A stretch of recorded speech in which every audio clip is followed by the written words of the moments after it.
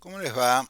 ¿Qué dicen ustedes? Hoy es 9 de mayo del 2023. Eh, ha sido un día que ha pasado de todo. Yo les quiero hacer una advertencia en función de algunas cosas que me han dicho amigos míos por teléfono, charlando de política y de paso de los videos. Las cosas que yo digo en estos videos tienen una relación un día con el otro.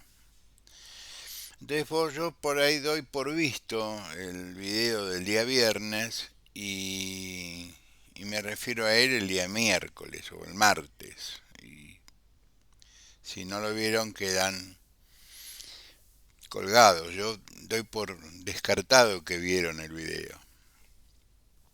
Simplemente como me retaron hoy a la mañana por varias cosas, por eso me retaron porque no pido que se suscriban, porque no pido like y todo ese tipo de cosas. Bueno, me retaron. Mientras yo intentaba simplemente correr, me tuve que detener abajo de un árbol a escuchar la letanía de un amigo que es un tipo de medios, un tipo muy conocido de medios, que me dijo es una pena porque más allá de que muchos de nosotros no te citamos cuando decimos alguna cosa en televisión, eh, vos no le avisás a la gente que hay un correlato, que hay una lógica entre las cosas que vos decís. Pero bueno, ya está. Eh, Cumplí con el amigo haciendo esta advertencia. Hoy ha sido un día sumamente interesante porque por primera vez desde que yo tengo memoria jurídica, y la memoria jurídica no es la memoria personal, sino es lo que uno ha vivido más lo que uno ha estudiado. La Suprema Corte de Justicia reclama para sí su competencia originaria y suspende dos elecciones provinciales, la de Tucumán y la de San Juan, que iban a realizarse el domingo que viene. Y no la suspende de manera caprichosa. La suspende porque, se lo voy a explicar brevemente para que no haya, y de la manera más sencilla posible. En la Argentina se votan fórmulas. Por eso, entre paréntesis, los candidatos a presidente y vice, gobernador y vice, van en el mismo cuerpo electoral, es decir, en la misma boleta. Si no fuera en la misma boleta, no sería una fórmula. Estaba buscando una boleta para que lo viéramos, pero bueno, ustedes me entienden. Presidente y vice, gobernador y vice van al mismo cuerpo electoral porque se votan fórmulas. No se vota individualmente al presidente y por otro lado en otra boleta al vicepresidente. Ambas constituciones, la de Tucumán y la de San Juan, dicen con absoluta claridad meridiana que las fórmulas presidenciales, es decir, las fórmulas de gobernador y vice, no podrán ser electas más de dos veces consecutivas. Y resulta que tanto el caballero Uñac como el amigo Juan Mansur fueron vicegobernadores. Entonces, al ser vicegobernadores, no es que dejo de ser vicegobernador y me lanzo como candidato a gobernador después de dos mandatos consecutivos. Tengo que dejar de esperar un mandato y ahí sí me puedo lanzar como candidato a gobernador. Esto se le explicó a la justicia electoral de ambas provincias. La justicia electoral de ambas provincias, que como el resto de las provincias y sus instituciones está colonizada, buscaron una explicación bastante ramplona, muy ramplona.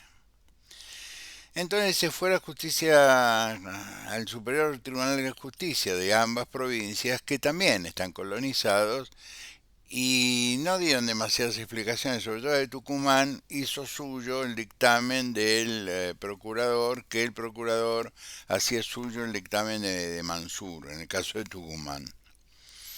Resultado,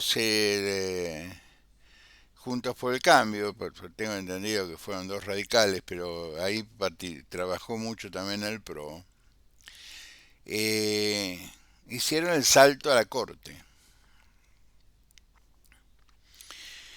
¿Y por qué hicieron el salto a la Corte en esta oportunidad y no la Corte no intervino en otras oportunidades? Porque la Corte no puede intervenir post facto, es decir, una vez que ocurrieron las cosas. Tiene que intervenir antes que ocurran las cosas, por eso fue por vía extraordinaria, por vía de recurso extraordinario. Entonces, ¿qué dice la Corte? Voto unánime de 3 jueces que les recomiendo leerlo porque son cortos, pero es una buena clase de ciencias políticas. El constituyente de ambas provincias, de Tucumán y San Juan, pretendía que ni el gobernador ni el vicegobernador estuvieran más de 2 mandatos. Sencillo, simple y cortito y al pie. Que si el superdomingo del domingo que viene va a tener a Tucumán y a San Juan afuera. La Corte requirió toda la información para despedirse sobre el fondo de la cuestión, que seguramente, quiero creer, será, busquen otra fórmula, muchachos, porque ninguno de ustedes dos está habilitado por la constitución de su provincia para participar de un acto electoral. Muy bien. Me parece sano que la Corte proteja los derechos constitucionales de las provincias cuando éstas quieren ser vulneradas, aún por los superiores tribunales de justicia de esas provincias. 20 bancos fueron allanados hoy por maniobras ligadas con el dólar. Yo creo que el único banco que debería allanar es el Banco Central, pero está bien, allanaron 20 bancos. Esto es información dura y pura, desconozco cuál fue la maniobra financiera, pero me quiero imaginar, o puedo imaginarme, es decir, eh, inventamos seguros de cambio, inventamos actividades ligadas a la prefinanciación de importaciones, inventamos. Dólar 471 con 20 bancos allanados. Hay bancos que no voy a decir cuáles son, están al borde de la catástrofe. Así se produjo la conversación de esta mañana. Me llamaron por el tema de los bancos y terminamos hablando de YouTube. Fue muy gracioso. Por una cuestión de responsabilidad, yo no voy a decir cuáles son los bancos. No tienen nada que ver con estos bancos. No todos. Hay 3 bancos que tienen dificultades muy serias. Y tienen dificultades muy serias por motivos muy sencillos, que tienen que ver con la operatoria del Banco Central, la cantidad de dinero que les pide de encaje, etcétera, etcétera, etcétera. Hay bancos que juegan al límite, hay bancos que son más conservadores.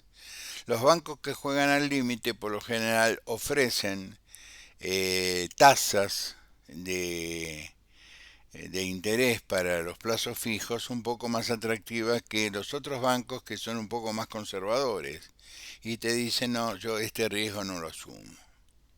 Pero hay bancos en dificultades en Argentina y es parte del combo. Estamos en medio de una crisis económica de la Bollo Dire, cuyo autor material, y esta vez no le pueden echar la culpa a Guzmán, es Sergio Tomás Massa.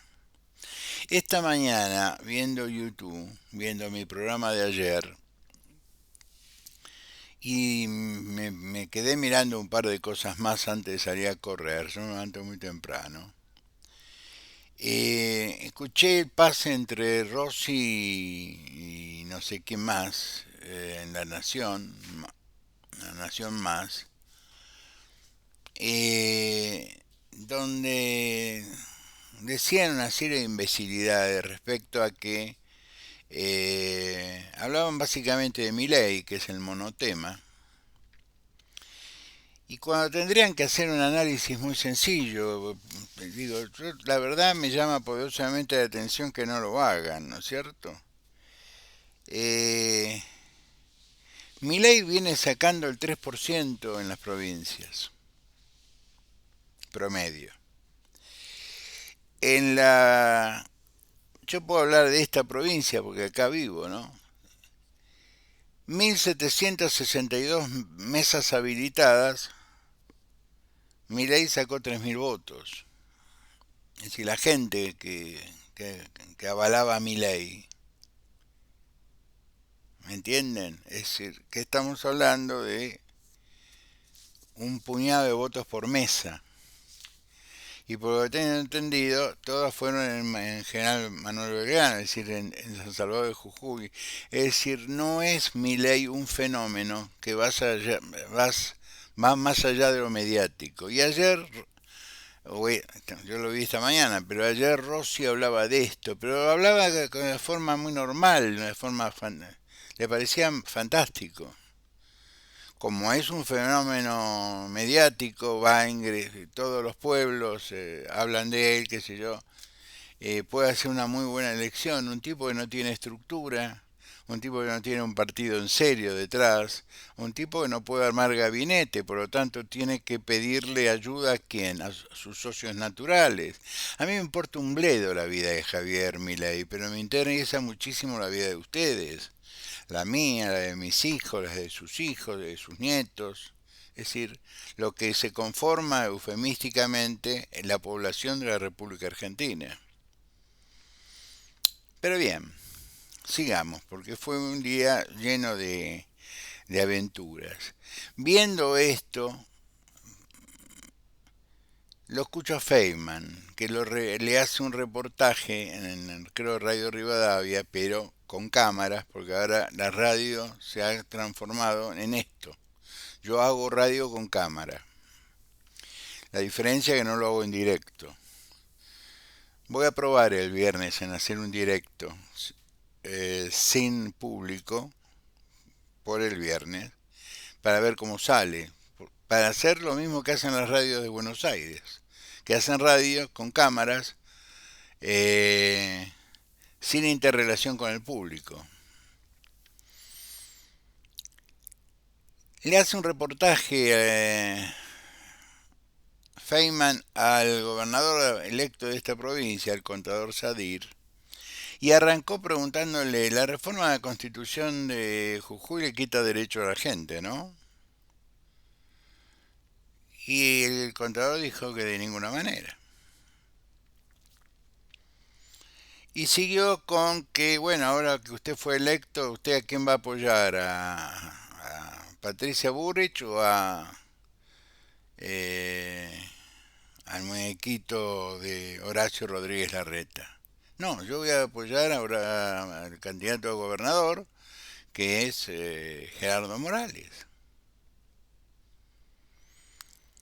Entonces yo no puedo con mi genio, me escribí al pie, porque es como esto, tiene el mismo formato.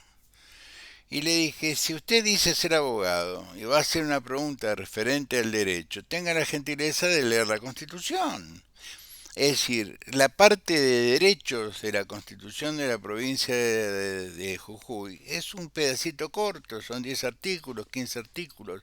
Se le van a agregar artículos. Cosa que desde la exégesis constitucional yo pongo caras. Porque la Constitución debe ser lo más simple, lo más llana, lo más fácil de interpretar posible. Y con la Constitución va más allá de lo que se espera de ella y se convierte en una norma, una supranorma que dice el qué, el cuándo y el cómo, ya estamos complicados. Si yo tuviera que criticar la constitución al proyecto de constitución de la provincia de Jujuy, la critico por su exégesis, es decir, por su manera de haber sido construida. nada más. Pero son estilos, son modelos, son maneras. Tienen que ver a lo mejor con la cultura de este pueblo, el cual no conozco lo suficiente como para opinar de él. Pero me llamó la atención que un periodista que dice ser abogado, o un abogado que dice ser periodista, que debe hacer una pregunta conociendo la respuesta, no puede hacer una pregunta solamente para joder. Para eso no lo llames, porque las dos preguntas que le hiciste, las dos, era para joder. Está bien, a nosotros evidentemente el periodismo nos odia. Bueno, digo a nosotros, digo la Unión Cívica Radical. ¿Y por qué digo esto? Porque a mí me parece que entramos en un tramo del año y de la campaña presidencial que sería bueno que como consumidores de información, que eso sí está en nuestra Constitución Nacional, le exijamos a los medios de comunicación y a los comunicadores desde dónde hablan, para así nadie se sienta engañado. Yo hablo desde el radicalismo, todo el mundo lo sabe. Es decir, no represento al radicalismo, pero soy un radical. Soy un radical que hubiera votado a Macri. Soy un radical muy particular. No, soy un radical bastante común. Muchos radicales hubieran votado a Macri. Por la agenda progresista, etcétera, etcétera, etcétera. Por lo tanto, yo creo que deberíamos exigirle a las personas que nos digan desde dónde hablan. Y esto que me decía mi papá, perro no come perro, eso era en la época que él ejercía el periodismo, en la década, fines de la década del 30, principios de la década del 40. Porque hoy el perro, visto como un periodista, come perro. Es decir, hoy hay periodismo de periodistas. Hay programas enteros que se dedican simplemente a hablar mal de sus colegas. Y ahí sale Fopea a defender la libertad de prensa, de la libertad de ejercicio de la profesión de la señora Pagano. Con la señora Pagano la echaron con causa. ¿Por qué no espera Fopea, que es tan rápido para hacer los deberes, pero es tan lento para algunas cosas? ¿Por qué no espera la resolución administrativa del caso? Porque esto va a ir, obviamente, a un tribunal, a una mediación y después seguramente a un tribunal laboral. ¿Por qué no espera ese momento para no hacer el papelón de que a lo mejor nos estamos enfrentando a un despido con causa? Porque ser periodista no te da el derecho a decir cualquier animalada, a tratar a la gente de cualquier manera. No es así, eso no es periodismo. Eso es trasladar a una profesión tus propias psicopatías. Lo vemos a diario y en este tipo de canales. Por eso yo insisto tanto en que hay que hablar, que hay que conversar, que no hay que gritar, que no hay que personalizar demasiado. Está bien usarse a veces de ejemplo, para que sea más... De ejemplo, no de ejemplo virtuoso, sino de ejemplo. Mira, esto es más o menos así. Como una forma de acceder, que todos accedamos a la información de manera más clara. Pero quien debería proteger a los ciudadanos de los excesos de los medios de comunicación es Miriam Lewin, es una señora que está ahí para cobrar un sueldo. Y Fopea, que es un foro de periodistas, salta como leche hervida cuando tocan a un kirchnerista. No es un agravio, es un hecho. A veces cuando tocan a otro, porque es muy evidente. Pero bueno, así estamos. Reunión del PRO, que me preguntaban ayer. El PRO tiene un problema que no puede solucionar. Entonces, ¿quién podría darnos una pista de cómo solucionar este problema? Max Weber. ¿Por qué digo Max Weber? Porque Max Weber hablaba en principio de los conceptos de legitimidad en la política. Pero nosotros podemos hacer una interpretación un poco más amplia y hablar de los preprincipios de la legitimidad en política. Porque la política no sale de un huevo. No es que un día abriste la heladera y sacaste un candidato. Hay un proceso. Y este proceso puede ser más o menos legítimo. ¿Me siguen hasta acá? Es decir, el proceso de selección de los candidatos puede ser más o menos legítimo. Ya sé, ustedes me dirán, en el fondo están las pasos. Agua de cloaca, como decía la abuela. Acá deciden los medios de comunicación mayoritariamente y la sociedad mayoritariamente acata. Por aquello que dije alguna vez, la gente que le interesa la política son los 800.000 personas que me ven a mí, la gente que ve a otro, es decir, el número es el número de gente que le interesa en política, que le interesa la política activamente, es menor de los adherentes en serio que tiene Milei. Entonces yo cuando digo Weber nos ayuda, lo hago desde este punto de vista. El problema es que el PRO tiene dos candidatos que hace meses que no mueven el amperímetro. En el caso de Horacio Rodríguez Larreta, años, porque se lanzó en el 2019, estamos en el 2023. 4 años, santo mío, y en 4 años lo único que pudiste hacer es gestos de imposición del liderazgo, pero nada más que gestos. Y la política, si bien tiene un alto componente gestual, no se resuelve con gestos solamente.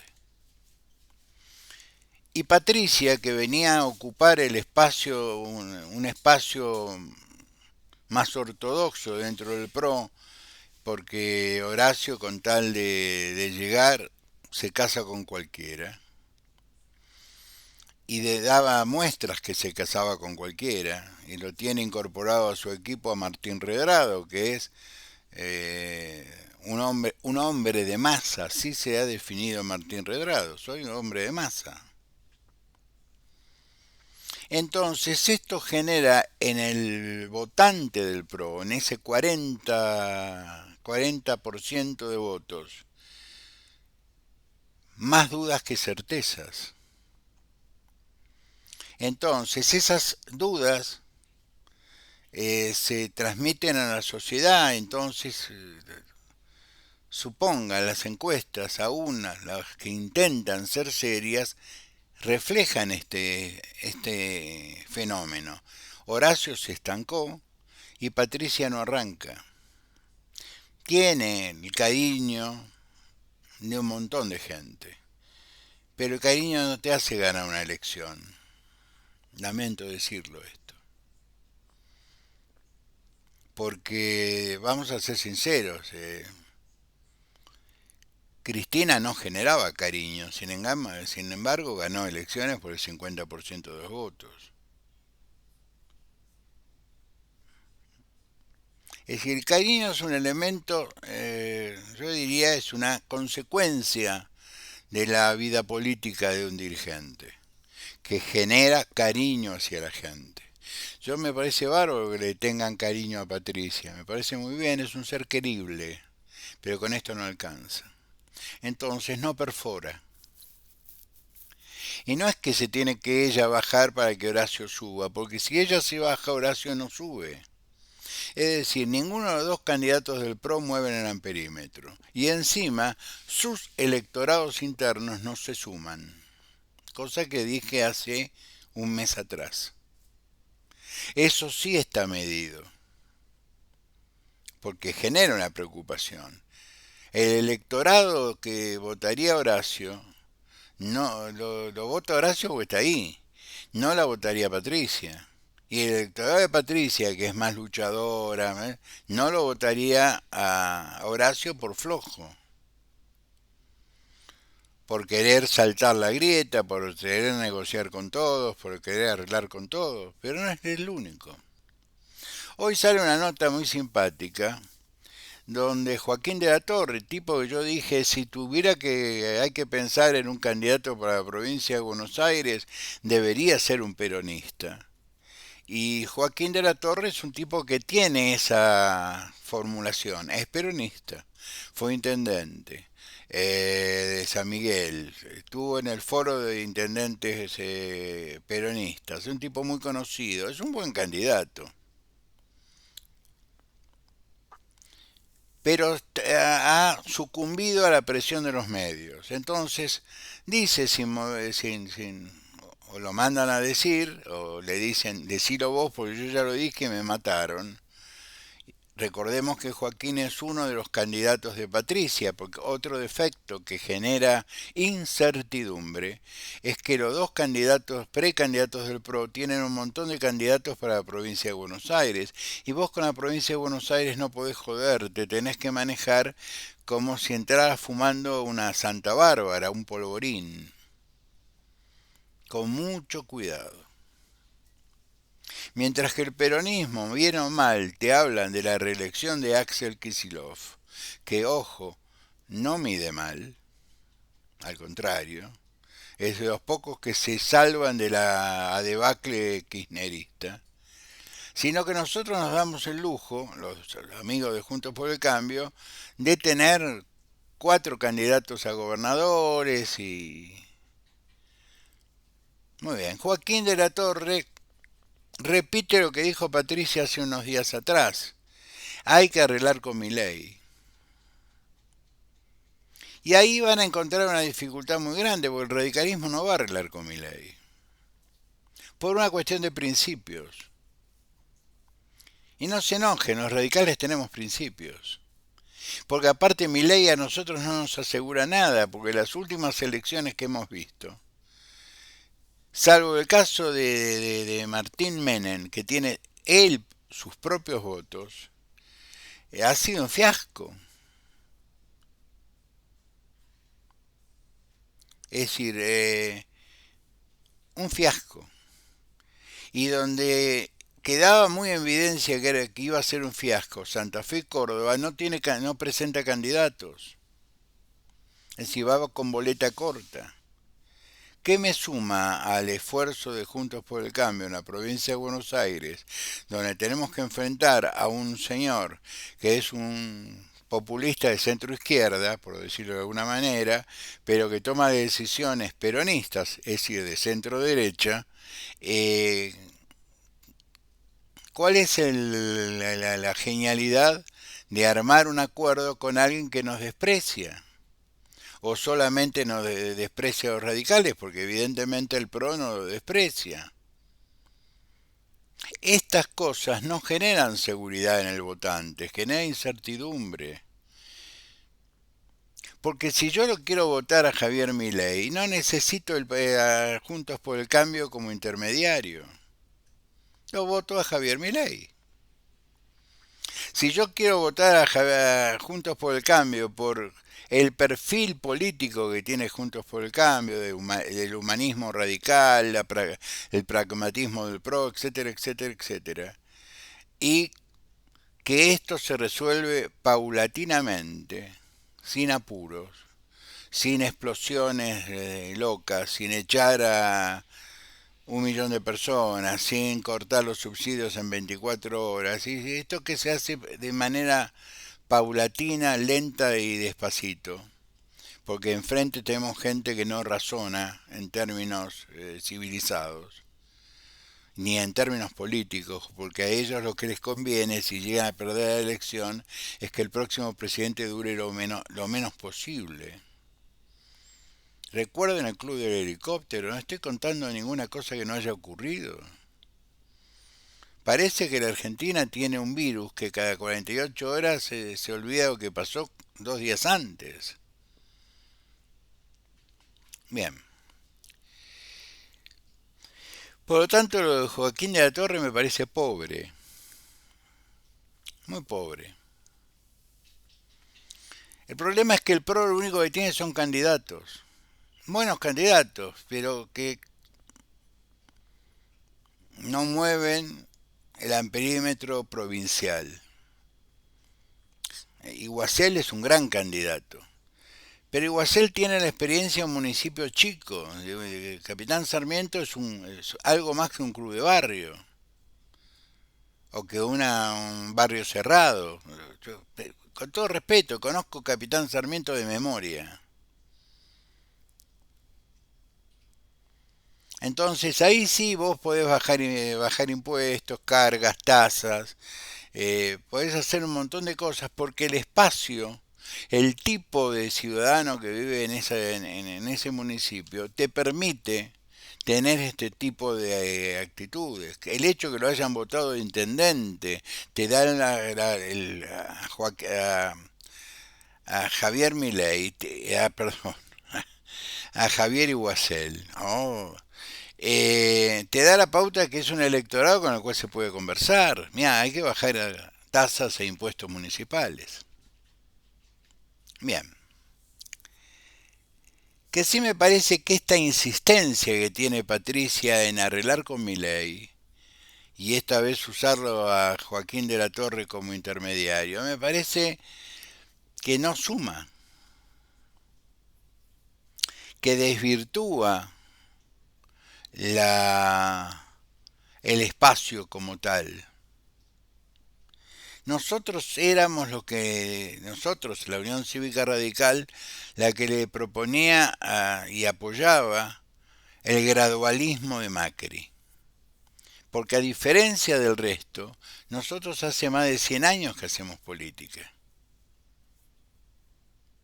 Y sabemos que la Argentina, por su idiosincrasia, por su antropología social, no podés hacer grandes revoluciones. Si ustedes se ponen a analizar, los grandes cambios en la Argentina se produjeron bajo regímenes militares o regímenes más o menos autocráticos. La última fue para tener una idea, la reforma de la adecuación al Código Civil, la reforma Borda, se hizo durante la dictadura de Onganía, si no, no se hubiera podido hacer nunca.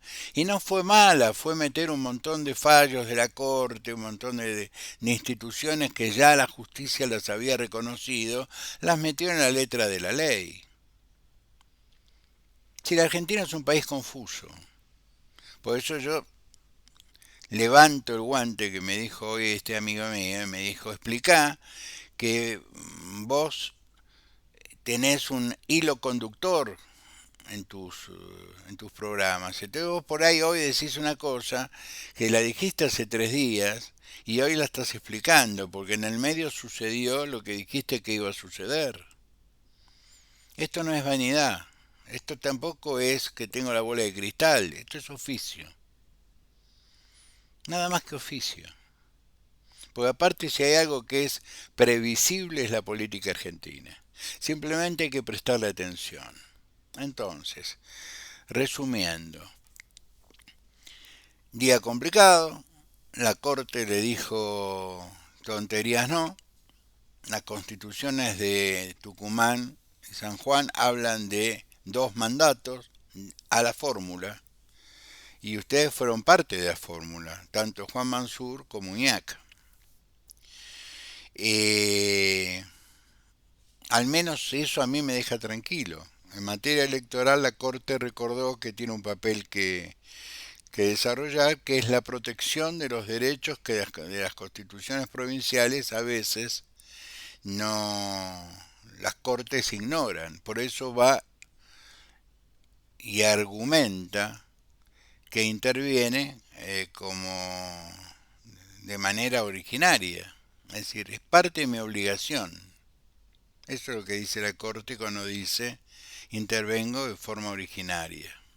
Es parte de mi obligación.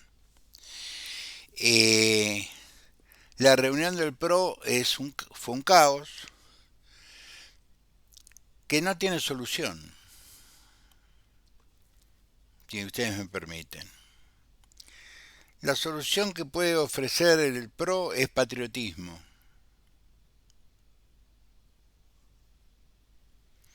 y darse cuenta, tanto Patricia como Horacio, que ninguno de los dos va a tener legitimidad de origen.